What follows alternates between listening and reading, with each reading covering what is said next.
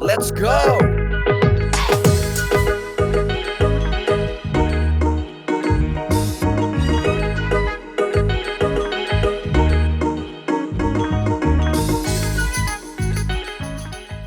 Man. Well, we got some very interesting guests today. We got Nick and Chris from Cheeky Crypto. I know. I'm so excited to talk to him. I know I've been following him for a little bit now on YouTube and Discord, and some people might be interested to find out more about what they do. So, shall we get cracking on it? All right, man. Let's introduce him. Here we go. Good afternoon, guys, or evening from wherever you're from. Dude, they're same time as me, man. Same time. Good afternoon. Good afternoon. Technically, go ahead, man. No, you can start, man. It's all you. Yeah, technically, I don't know if you class 5 p.m. as an afternoon. Would you class it as afternoon or like really early evening? Early evening. I think early evening. What it is time just gets away from us. Like it's just you wake up and then next thing you know it's 5 o'clock in the early evening. Yeah, I think noon is 12, and anything after noon is afternoon. That makes sense. Yeah, but then it's evening. Yeah, well.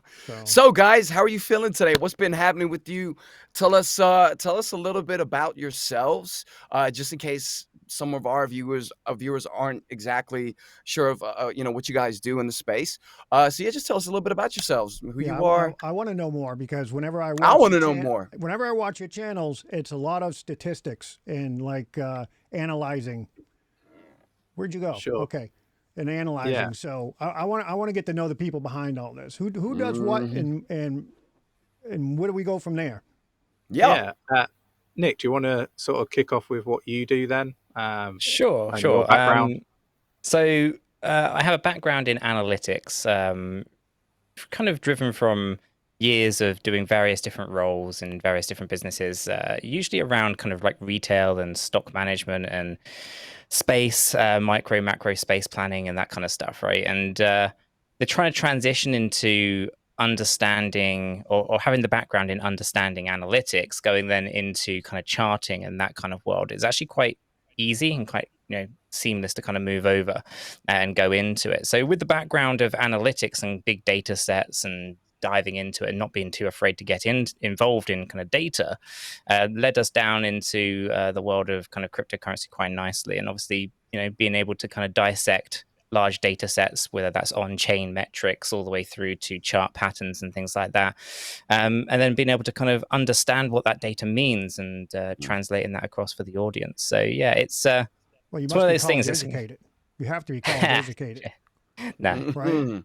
No, you don't have to be. It all depends whether or not you have. I mean, to be fair, in a lot of my roles that I've had previously, I'm usually one of only a handful of people who haven't got a degree, essentially. But no, I'm not college educated in any way. I just understand things. I like to take things apart and just rebuild them and understand how they work, essentially. You don't need qualifications, Stein, to do something magical. What's wrong with you? I like that. I think it's go on. It's typical to go down that route, but I think we both took a slightly different route. We were both going into like apprenticeship. So like in the UK, apprenticeships was like another option. So for myself, I had an option of either doing an apprenticeship in the leisure industry or go to college and uni and do sports science. And I thought that it would be better to learn on the job from the experts in the industry and get my qualifications that way. It's a little bit slower, but you're earning whilst you do it, and then you don't end up with like lots of debt. And I think Nick went down a very similar route. You did courses and stuff, didn't you, Nick? But it was kind of like in your spare time. Yeah, exactly. I mean, I spent like night school, I guess, is kind of a good way of looking at it. So everything kind of from an IT background, analytics, databases, and all that kind of stuff. For a year, like night school, working your way through absolutely everything. So technically speaking, I am qualified as a Microsoft Office specialist, that kind of stuff. And all that was kind of like night school, essentially. If you've got an interest in something, you're more incentivized to kind of go ahead and learn it, right? Yeah, I always thought of college as you're preparing yourself to learn how to work. Yeah, right? you could look at that. That's You're how I preparing, always yeah. thought as college. Can you show up on time? Can you complete these Can you pay tasks? back your debts? Can you Yeah, pay yeah, back your it's debts? Right? mhm. And yeah, because Now, I was okay, that's always so interesting, that's so interesting. Actually, I wanted to ask you, there's a couple questions I have. Firstly, number 1, TA. Now, I've been in crypto since 2017, and I have, I've seen the cycles and, well, 1 or 2 cycles, I can't think right now, but, uh, TA, does it actually work? This is a question I've been thinking about, and I've been thinking, do I invest my time in actually learning how to do technical analysis? Does it work? In my opinion, yes. If you follow the Hmm, data, how the issue that you have is there's a lot of really bad educators out there. So if you want to learn a rather complex thing such as technical analysis, then you're not going to find a good source of information on YouTube. Realistically speaking, right? You're not going to go over to your favorite million subscriber YouTube channel or whatever and hmm, find that drawing a trend line is going to give you the answers to technical analysis, right? Because it just simply isn't. It's a lot more complex than that. There's many different strategies and different concepts that can be applied. Each have their own merits. I like to focus in on Elliott wave theory and smart money concepts, and it's for two different reasons, two different styles, two different reasons. Together, I think they work really well. So if we just focus on Elliott wave theory, for example, a lot of people think it's absolute garbage, doesn't work, it's bullshit, right? okay. And this is because it's rather complex. And it's only complex because it's rule based. So if you're familiar with any kind of logical program or programming, right, it's if this, then that, right? So if this happens, then that's going to happen, right? You're going to code it to do something different. And that's essentially what Elliott wave theory is, right? It's a series of rules. And if you apply the rules as they are supposed to be, then it will play out as it's supposed to. The problem that you have is there's a lot of, as I said, bad educators out there. And unfortunately, they don't follow those rules. And so, therefore, when they do their Elliott wave theory analysis, it doesn't work half the time. And that's because they're not following the rules as the rules are written. Again, Elliott wave theory goes all the way back to the 1930s and essentially is supposed to be tracking people's behavior. It's herd mentality, right? If the majority of people do something, then it's going to play out in a certain way. Now, Elliott wave theory only really works when you have a highly liquid market. And if you've got an illiquid market, it's just not going to simply work for you because liquidity is going to be the key metric in understanding whether a price is going to suddenly spike to the upside or suddenly spike to the downside, right? So from a technical analysis point of view, a lot of stuff will fail if you've got very little liquidity. Now, in cryptocurrency, it is only really liquid in certain pockets, right? Bitcoin, for example, has liquidity. Ethereum would have liquidity. But as you kind of go down the list of shitcoins, right, it's going to become harder and harder to find that liquidity. And therefore, Elliott wave theory will start to fail more because it doesn't have the liquidity to be accurate enough. Then, of course, you've got smart money concepts, which is a totally different strategy, which basically is just tracking smart money, big funds, right? Institutional players and all that kind of stuff. And that actually is a little bit hit and miss, I would say, because what you're doing is you're essentially waiting for large funds to come in and move the price. And then you can spot it with certain tells, right? Big institutional candles, for example. Now, if you apply smart money concepts and Elliott wave theory together, you're able to spot what is known as an impulsive structure much earlier because you can see these institutional candles coming in and taking those wave 3 situations to those 1.618 fib levels, for example, and stuff like that. So the two things work together really well, which is why I like to focus on them. But to go all the way background to answer your question, does technical analysis work? Yes, but it does require a lot of discipline, and I don't think you're going to find a lot of that, unfortunately, on crypto Twitter, for example. well, it So it's won't be me, unfortunate. that's for sure. It's one of those things. Like if you've got, there's a handful of channels I can think of, right? Like YouTube and Twitter that are they come from an analytical background, right? They understand the data and what they're telling you essentially is actually accurate. And more often than not, myself and these other influencers, I guess, come to the same conclusions, even though we have totally different strategies on how we actually get there, right? And that just tells you that the technical analysis is working, even if you attack it from lots of different angles. You might have 20 indicators on one person, and gets to the same result I get to with one indicator, for example, right? And then, of course, on the flip of that, you get the other side of the argument where, you got these patterns that just break my mind, which are like, ascending triangular wedges or whatever with the trend lines and stuff. And I just think, it just doesn't make sense. I much prefer to track people, because it's people buying and selling that is affecting the market, essentially. So that's why psychology behind alleyway theory really kind of resonates. So is this what you do all day? Just think about this stuff all day? All day, every day. Yeah, Is this your job?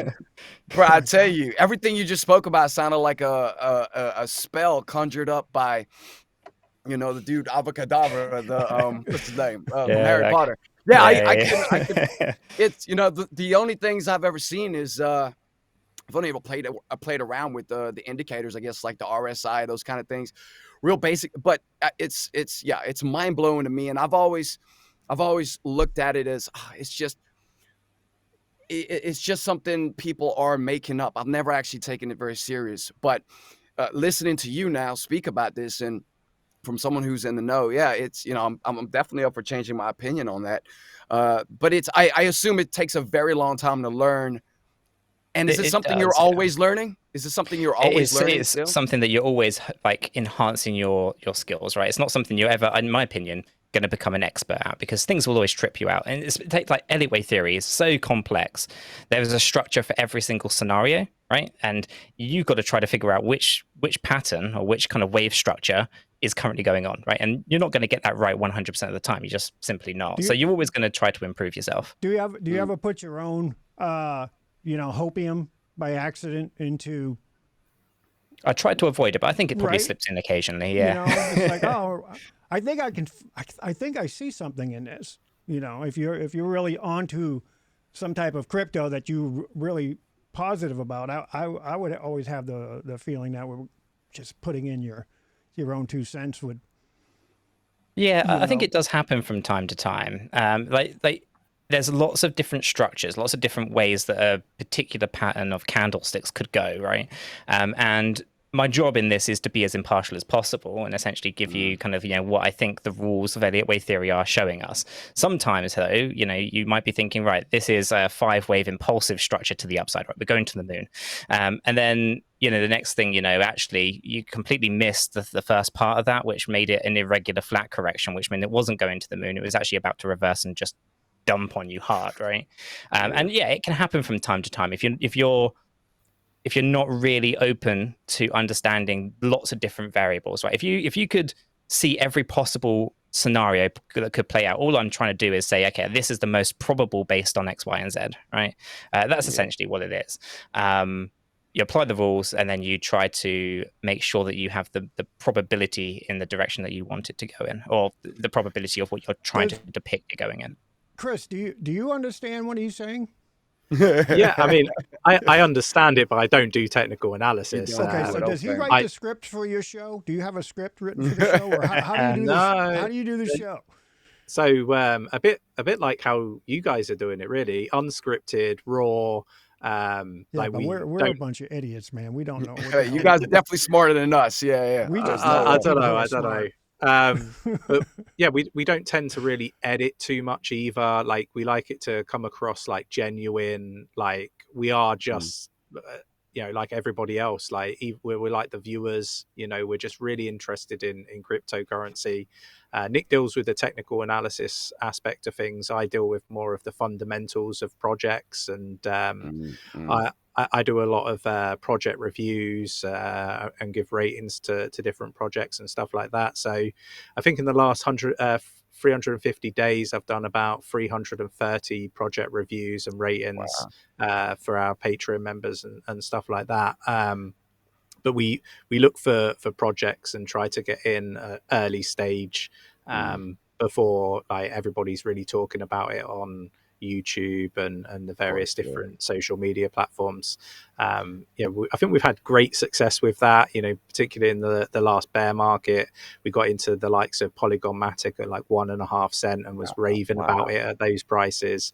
ADA at about 5 to 7 cent. VeChain was just ridiculously cheap. Harmony One was obscenely cheap, and I think we've gone into the next bull run doing the same. Really, we're highlighting projects like Findora, which is a privacy project on Ethereum, and various others, and we've just started doing private sales and seed rounds with Cryptopia VC. So, giving our community access and the Cornucopias community as well through the Yeah, racer suits, yeah. This was going to be access my to the question. projects. Yeah, So yeah. Sorry. Yeah.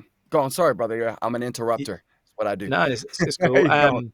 So yeah, look, we pride ourselves on highlighting projects early, but I think it's one step further that we're trying to go, which is to level the playing field and support people in the community, getting a really good sort of low barrier to entry, which I think we've achieved with Cryptopia. To be honest, there's some great projects we've done with Juve recently, Hypercycle, which is a layer 2 project on Cardano for scaling artificial intelligence and machine learning, which is obviously all the rage right now, AI and blockchain technology. So we try to be ahead of the narratives, try to get into the project super early, and try to bring opportunity to the community. It's kind of like our mission, really.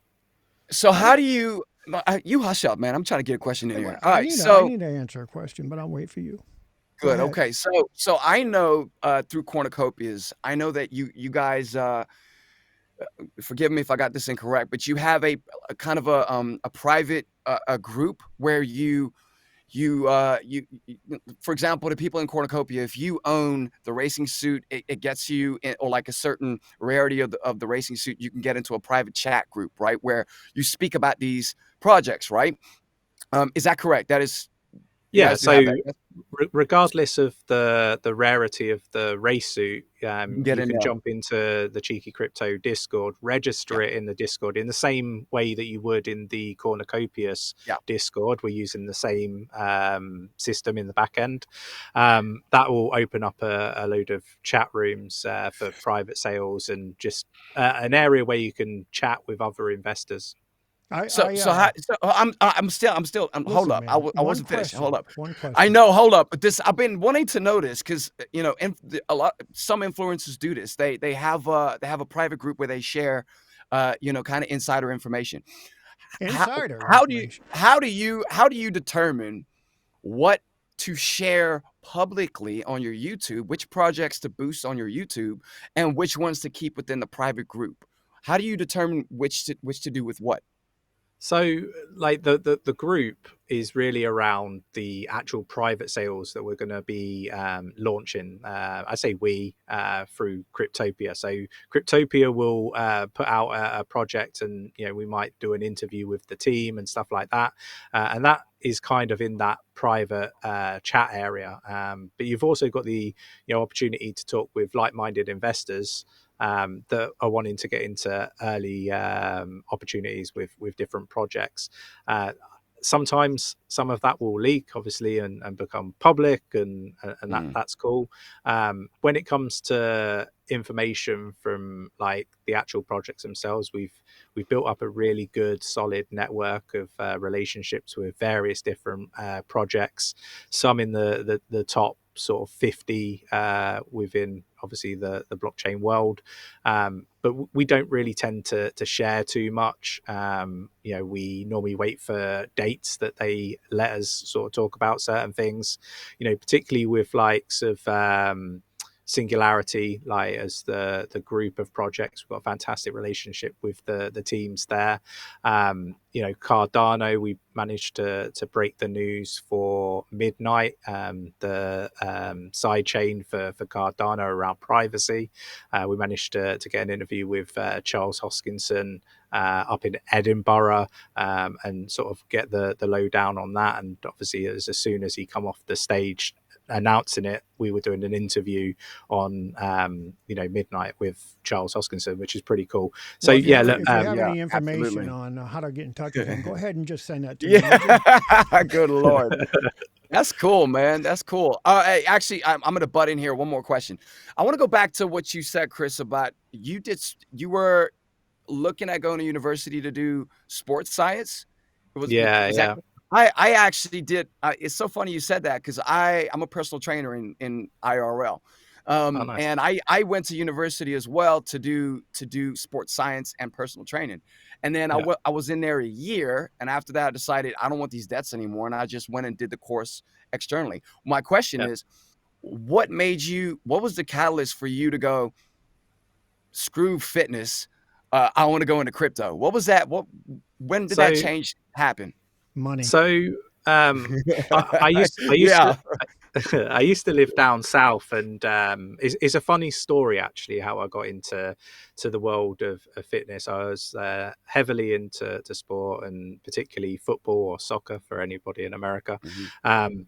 and basically I got offered an apprenticeship to become a lifeguard and gym instructor, and at the time I'd never been in a swimming pool, so um, in a nutshell, because of the type of person I am, I truly do believe that if you want to achieve something, no matter what it is, you can go do it. Obviously, within I guess what's reasonable. Right. Yeah. Only Um, four people died on his watch while he was learning.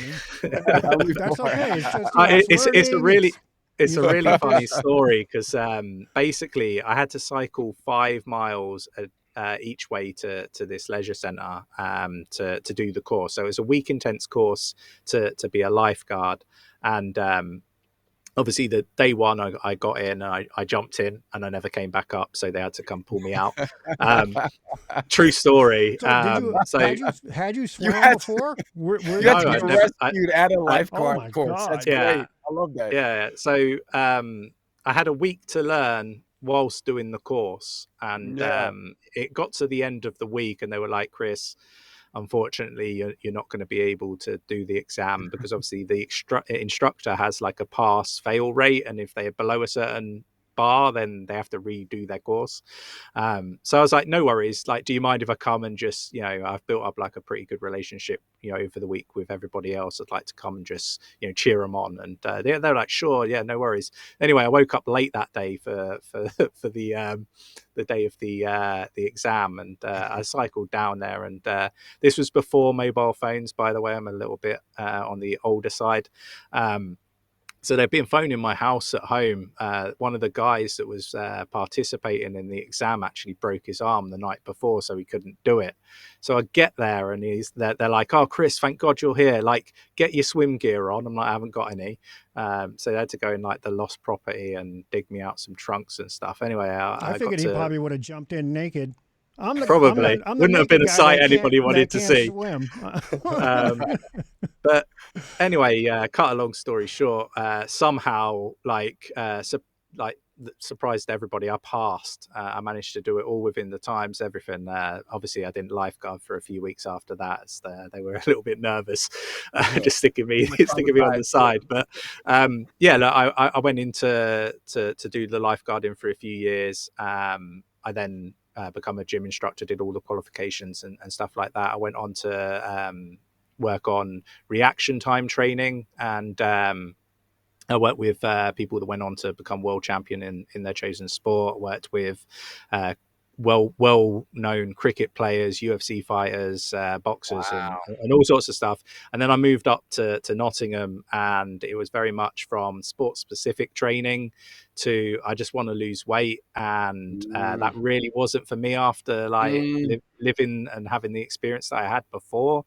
So I left that. I went into call center work, and it was supposed to just be a stopgap really.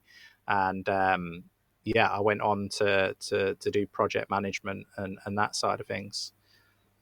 Yeah, I used And to that, do. yeah. As you can tell from the nose, I used to do a lot of martial arts and kickboxing, and it's been broken a few times, so I Yeah. can't get it. I can't get it straight anymore. It just Hey, it won't go straight after you break it 4 or 5 times. It's done wonderful with. feature. Yeah. You have a Well, wonderful Yeah. let me ask you guys a question. Now, are you guys friends in real life? Were you doing this together before? I hate him. He's my little yeah. brother. That's how I'm I the feel same about with this him. asshole down I'm here in the exactly the corner. same with Stein. I hate his face.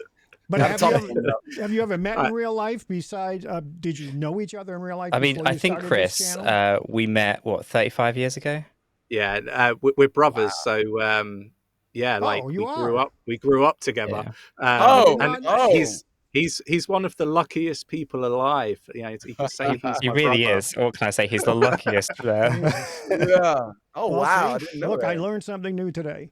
That's it. Show's Yeah. over. It Show's always over. I seems to learned surprise something. surprise people, that one, doesn't it? Like, you get asked that quite a bit. Like, how do you know each Yeah, other? Like, yeah, yeah, you know. Yeah, yeah. Because I didn't learn anything from what Nick was saying. That it's just I forgot. It's gone. Yeah. I didn't understand a Talking damn about word he was TA. saying. But it was Well, interesting. yeah. Well, yeah, I mean, I might be asking the exact same question, but Well, what I'm sure we have more intelligent people watching our show than we are. I hope. I hope they're more intelligent than we are. you Who and I knows? are, they're definitely. So, Nick, again, maybe we asked this already, but I got a memory like a goldfish with no memory. What got you into crypto, and when did you get into crypto? Yeah, sure. I got into crypto, I think it was 2014, buying Bitcoin. Didn't really know much about it. Okay.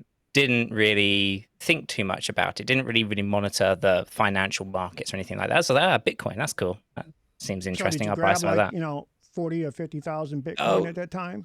grabbed far too much, right? And then I sold it all in 2015. How do you think I feel? Oh Oh man. boy. That I can't imagine Yeah. that feeling, bro. I cannot imagine that feeling. I feel sad if I lose $50 on a trade. Yeah, that's There's Yeah. a gentleman I know who had bought, or not bought, he mined 10,000 Bitcoin way back when mining was very easy Yeah. because the chain wasn't what it is today. And when he said, man, when it got to $1, I thought I was the king shit because I had this stuff that I got on my computer and I bought a car with it. So I Yeah. sold it all, this free invisible money, I sold it and bought a car. But I had 10,000 Bitcoin and I sold it for $1 a piece. So Yeah. yeah, painful. It's like that. I mean, there's some fantastic things that come from this, right? So yes, I bought a load of Bitcoin in 2014, and yes, I sold a load of Bitcoin in 2015.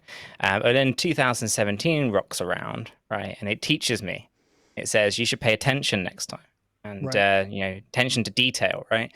So 2020 comes around. Chris is like, "Have you looked into X, Y, and Z?" I'm like, okay, let's just poke our little head back in this little box and see what's going on.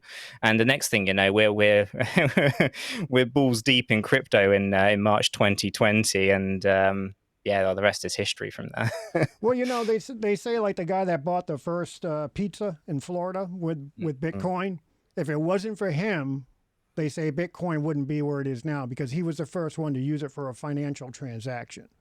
So yeah, but somebody else would have come in with it. Somebody may have come in with it. well, you don't know, but so you buying or you getting and selling it helped make it become what it is. It did. So, It's only because you go through that process of buying and selling something, thinking, it's nothing of it, and then you see what it becomes, right? And then you can see that it kind of crashes all the way back down again, and that's the opportunity because history tends to like to repeat itself. yeah. So you can kind of monitor what happened. Okay, well, if that happens again, then you're going to end up with X, Y, and Z. And obviously, fortunately, 2020, or unfortunately, depending on how you want to look through that lens, for us, I guess it was fortunate. For many others, unfortunate. We saw the opportunity that the market's crashing to jump right back in, and 2021 rocks around, and yeah, we saw some fantastic gains, as Chris was I illustrating should with use that Matic. mindset for my girlfriends. I think History one tends of to repeat itself. Right? Why do I keep repeating I don't know what I'm doing. I keep getting in this mess. I don't know. So do you guys live near each other out in England? We're about 200 miles apart, Oh something wow, like that. that's pretty far. That's a good trek. it's good distance. Yeah. Yeah. Oh. It's, Well, yeah, you got the internet, so you friendly. get to see each other all the time. Now, Yeah. Yeah, when exactly. you started, what year did you start the YouTube channel? I'm going into this blind. Yeah, it going was into this blind. 2020, wasn't it? October 2020. Right. Yeah, so we started a Wow. channel before then, though, didn't we? We did, yeah. And it got taken down Oh, randomly. when they did that crypto.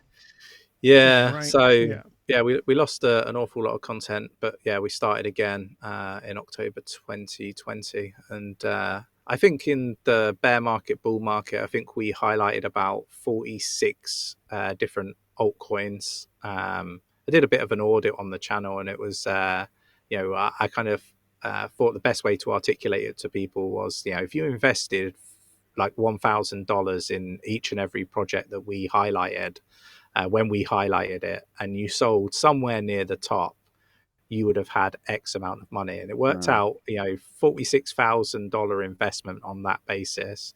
And you would have ended up with about $770,000, which is crazy.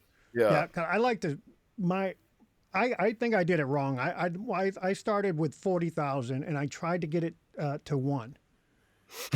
And because didn't work where out. I came in a year ago, right at the top of the bull. So I was just like, hey, this is great. Oh, crypto. And I was making some money right in the beginning because it was going up. And then I was like, this really blows. So I don't know what I'm doing, because you think it's easy. You always hear just buy Bitcoin and you become a millionaire, or buy this and you become a millionaire. Buy Shiba Inu. That's my favorite. Buy that one because you can get a million of them for like $1.50. And so when it goes to $1, Well, this is the thing, man. It's those numbers. It's one thing I want to find out from you guys, and I like to ask this question to the crypto people that we speak to. What do you think it's going to take for crypto to be accepted by the rest of the world? What do you think? What steps do you think needs to occur for the world to say, okay, we'll take crypto, we'll start using it? Yeah, I mean, I think we're already there, minus the regulation. I think that there's certain parts of the world where it's gonna slot in, and I think it's going to be fitting in comfortably and really easily. Places like Africa, you see in banks having bank runs at the moment, and various sort of scenarios like that, and a lot of people are already using cryptocurrency. But I guess in the West, you're already seeing the likes of Starbucks utilizing blockchain technology in the background for like their loyalty programs and stuff like that. We're seeing obviously big companies like Nike and Adidas also getting involved, and I think we're already there. I just think that some clarity with regulations needs to come to the forefront. I think a lot of the negativity around crypto at the moment is really the government's trying to position their CBDCs in a place that resonates well with the general public, and is widely accepted. I really just think that it's just a FUD campaign. I don't really think too much more to it. I think that by 2025, going into 2030, so 2030, I think will be a mature market. But I think most of the adoption will be there by 2025. Yeah, I think the problem is that the governments are trying to figure out how they can make money on this shit. Yeah, or have us, don't want to do anything have unless us they're making any money. Yeah, or they want us to make less money. That's it. They're trying to make because here in the UK they changing the capital gains the tax. So every year they just bringing that bad boy down.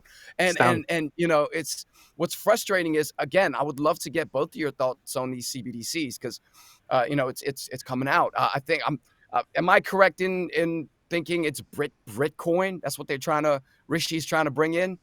I'm not sure if they're officially calling it that, but digital pound, isn't it? Yeah. What do you guys think about CBDCs? So necessary evil. Yeah, I think it will be linked to wallets, and then I think integrated into the blockchain. So I think from a blockchain technology standpoint, I think it's a really positive thing. Generally, though, it's a scary situation with what they're able to do, because they could just shut you off. But at the same time, they could just shut you off now. But it's the power of they could treat it like a voucher. They could put like an expiry date on it. That they could stop you from purchasing certain products if they don't want you to with it. It's the same with like electric cars. If everybody has an electric car, they'll probably have a kill switch of some sort that allows them to turn your car off so you can't use it. And again, that's with the green eco friendly stuff going on, something that you might see in the future. So I don't like that aspect of things. I don't think that the general public would allow governments to get away with that sort of stuff. I think there would be anarchy if So that stuff was utopia or to happen. dystopia? Utopia or dystopia? Which one? I think somewhere in the middle. Yeah, Somewhere in the Okay, middle. It okay. has to be. Like, there's all like these technology, right? It's neutral. That's how I like to think of it, and it's the people who use the technology can either be for good or for bad. And in the wrong hands, a CBDC could do really terrible things. But in the right hands, it should enhance the society. So I think it's one of those. You got to take the good with the bad. It's a necessary evil. I think the technology is a good, positive thing, but I think the governments will overstretch in places. Yeah, I think look, it's like a child, right? When a child's growing up, they're trying to push the boundaries, right, and see what they can get away with. I mean, you're in the UK, right? So I don't know if you've recently noticed, but like the likes of NatWest sending out alerts saying that you can only purchase X amount of crypto a day, and a total of this a month. I think it's like $4,000 £4,000 sterling that you could purchase crypto with like your debit card from NatWest, for example, now. So, it's £1,000 a day, but £4,000 a month. That might not impact a lot of people. It certainly impacts me because I spend more than that on crypto. But the average person is probably not going to be that impacted. So when I say, this is a terrible thing, the vast majority are like, it doesn't impact me. So the banks are likely to be able to push that boundary a little bit further. So, in a few months' time, are they going to then say it's £2,000 a month? And it's £500 a day. So you can already see this happening. NatWest have also reduced withdrawals from cash machines from £500 to £250, and it's these sorts of things that people aren't realizing is happening already. I think the banks are having a liquidity issue. I think there's a silent war between tech, blockchain, and the traditional banking sector. And at the moment, I think blockchain and fintech are winning that war. But the governments and the banks, traditional banks, are looking to try to, create this regulation and campaign that basically keeps them, in play, I guess.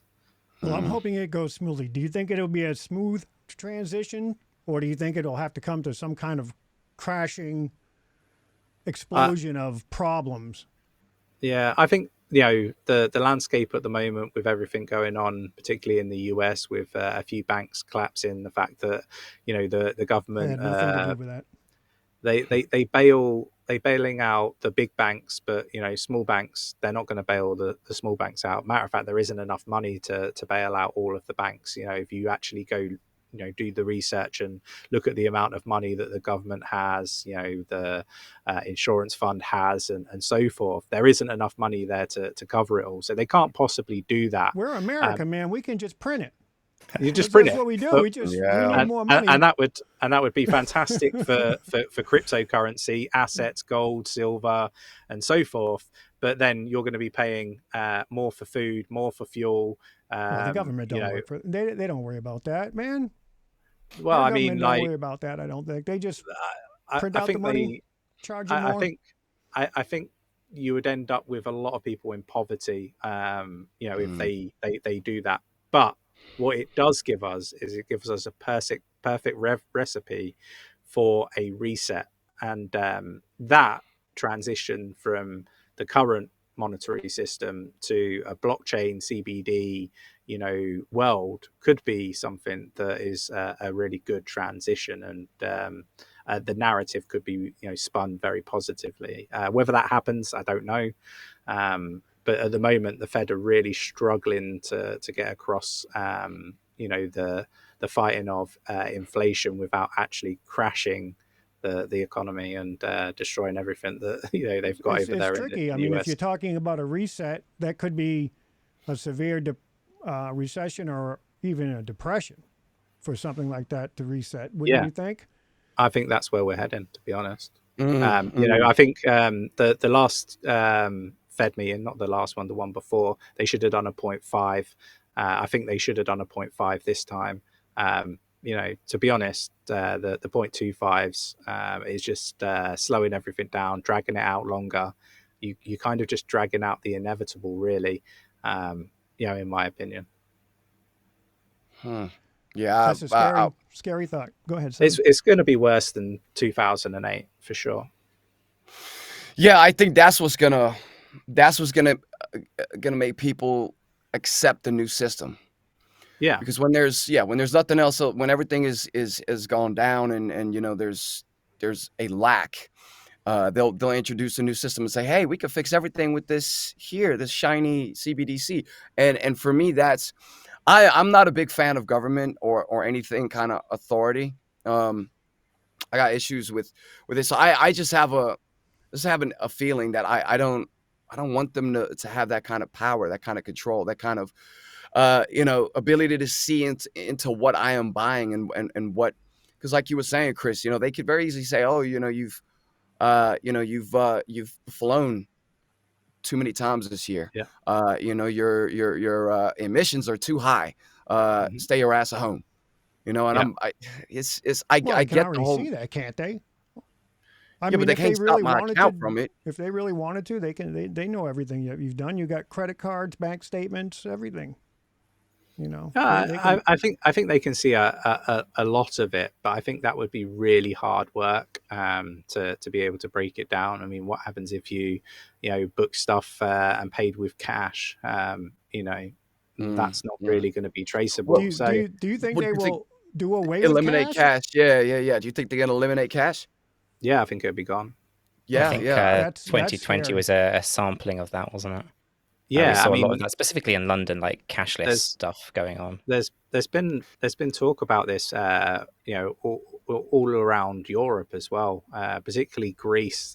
Greece actually the government there tried to make it cashless. And the reason for this is obviously there's lots of tax evasion in places in Europe, particularly that side of Europe, Greece, for example. Everything's sort of cash in hand, and stuff like that.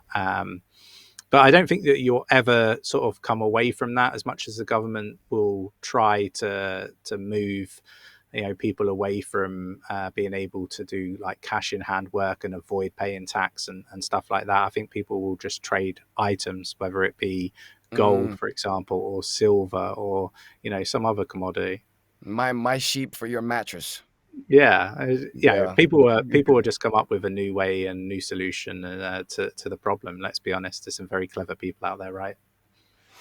Yeah. No money situation is scary. No. To me, being an American, not being able to buy things in cash can be a little Mm. scary. I don't think I mean, America will do that. I don't think America will go completely cashless. I mean, they do a lot of, yeah.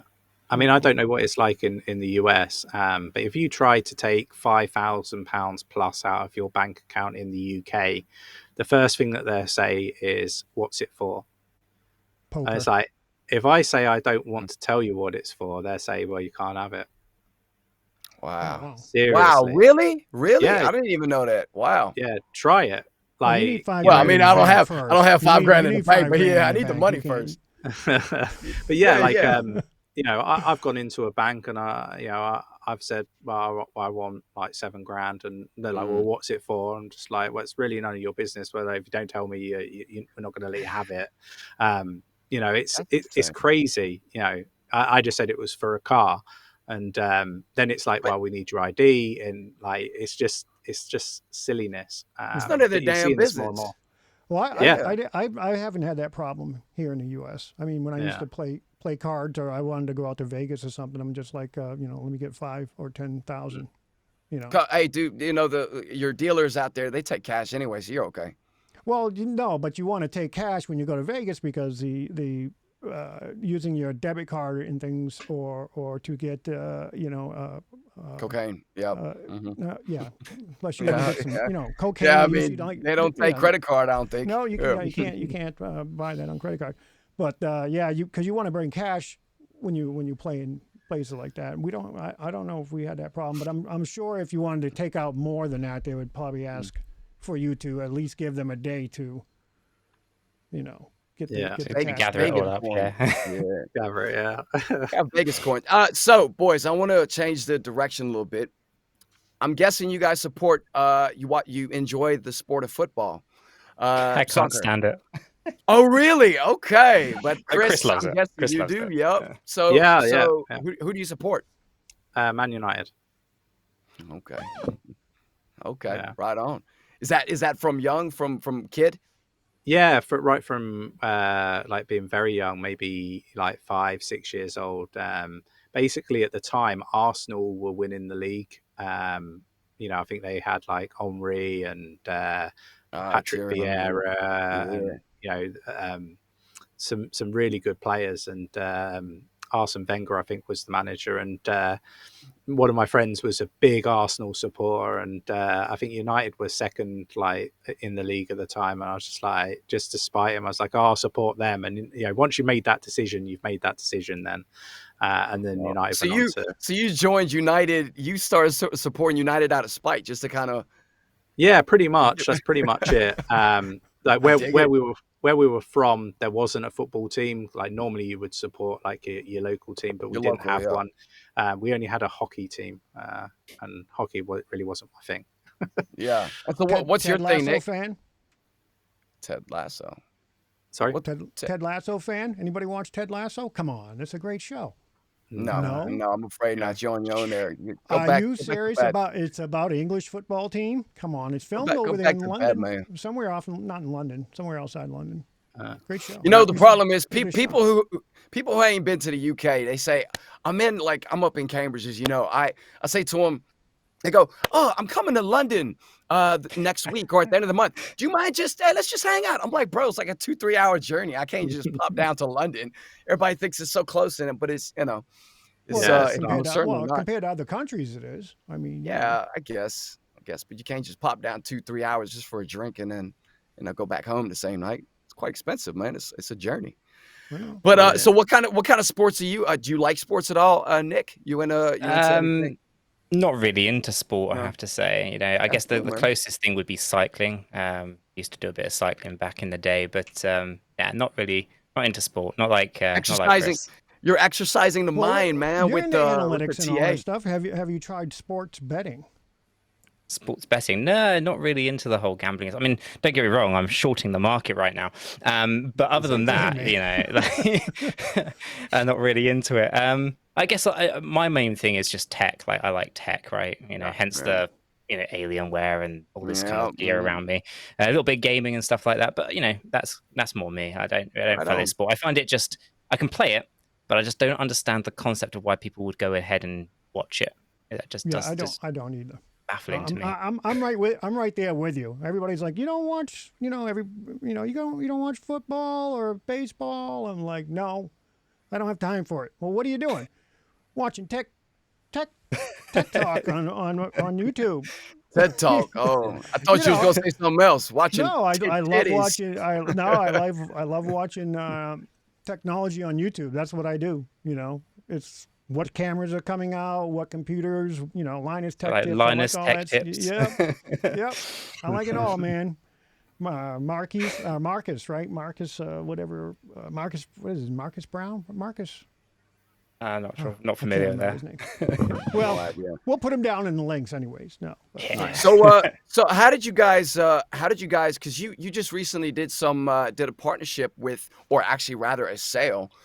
You've formed a partnership before with cornucopias. Now, the reason why I bring it up is, Stein and I, we love cornucopias. We're big fans, and we're in there. I'm fortunate enough to be one of the mods there, and Stein's always in there. He's one of the influencers in there. How did you guys find cornucopias, and what kind of drew you to doing a partnership with them? So we met Rob and Josh in London at a crypto AM event, I think it was. And this was really through our relationship with Marcello and a gentleman called John at Singularity DAO. They invited us down to the Crypto AM event, and like I say, we bumped into Rob.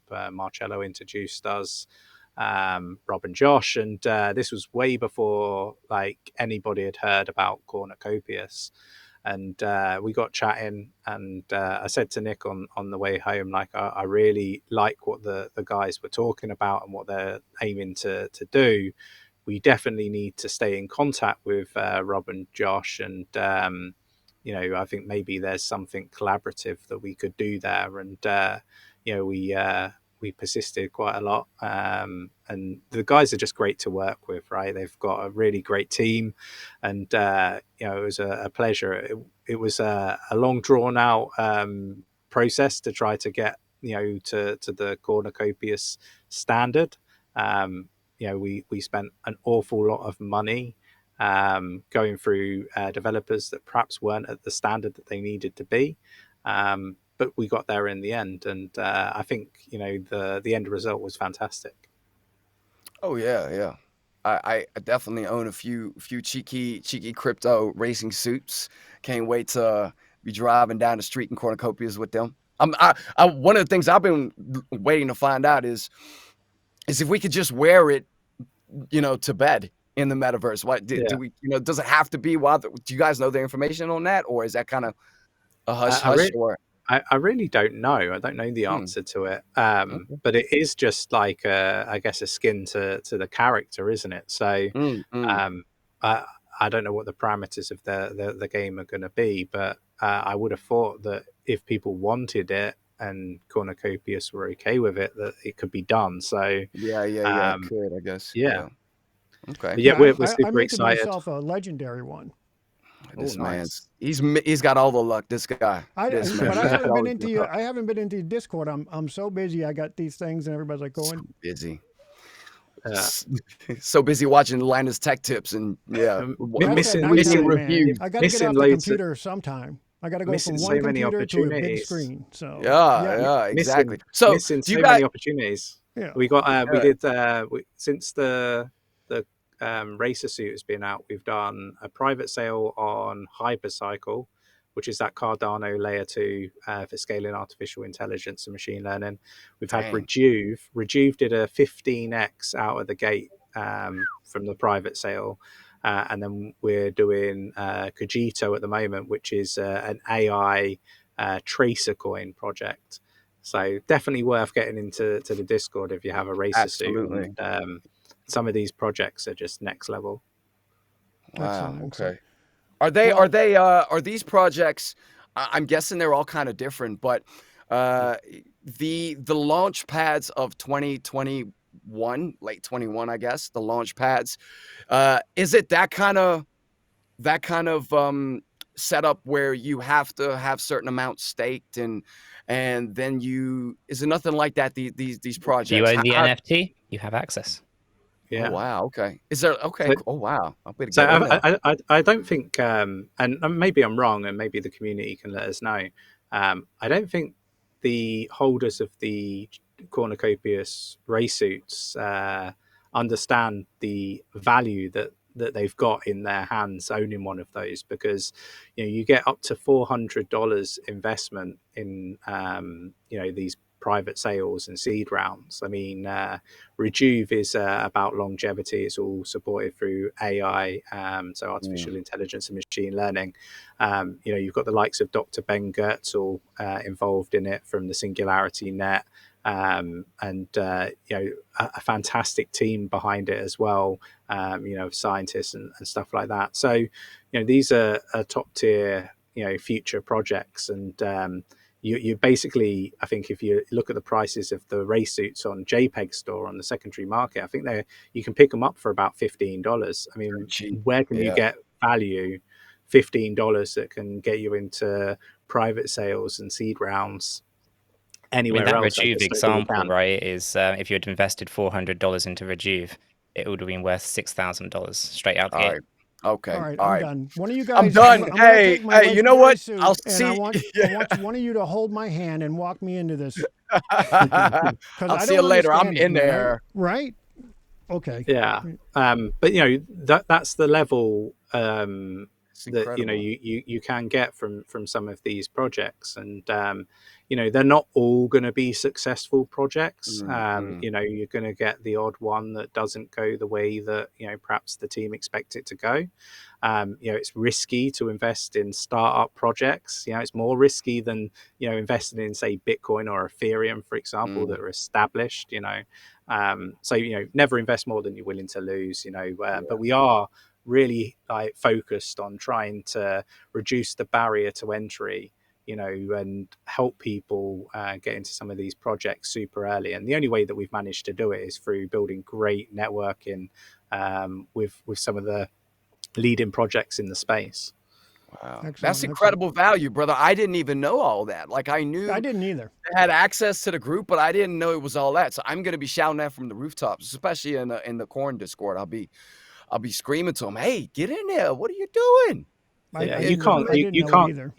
you can't get that level of value anywhere else. No, that's incredible. Go find somewhere where you can get that, because I just don't think it exists. Well, Dang. Seven will follow me in, and he'll see which project I'm interested in, and I'm in there. I'll he'll get go in the there. other way. That way, one of us will be Stein, worthy. I got a question for you. Did you do your work prior to this, and did you get their socials up? What? Their socials. Did you get socials? their YouTube up? All that, like No, how we're you gonna do. drop all their information in the links. Okay. All right. Cool. Good. Well, I think we've been about 50-some minutes, so we ought to, as much as I'm having a ball chatting to you guys, we like to kind of keep these around 45 minutes. An We hour. try not to go too long. Yeah, but It was guys, great. It was great meeting both of you. oh Really. man, yeah, I've had so much fun. It's we see you on the YouTube, and it's nice to actually get to know a little bit about the guys behind the screen. No, I Yeah, appreciate you having us on the channel. Really do. I think we've got to make it like our content a little bit more personal, so people will know a bit more about us as well. So yeah, I think it's Well, definitely going to be just well throw a received. joke in there every once in a while. People love you. Joke, yeah. Well, we're going to say goodbye, and we're going to put all your information in the links down below.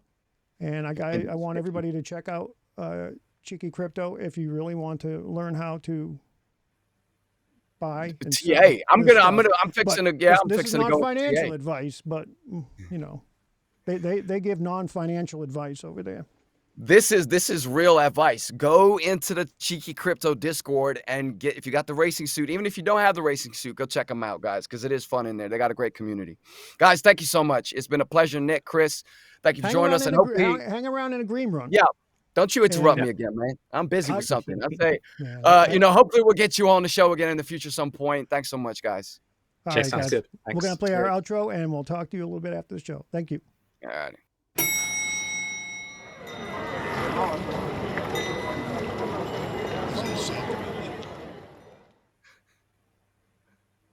Ha ha ha.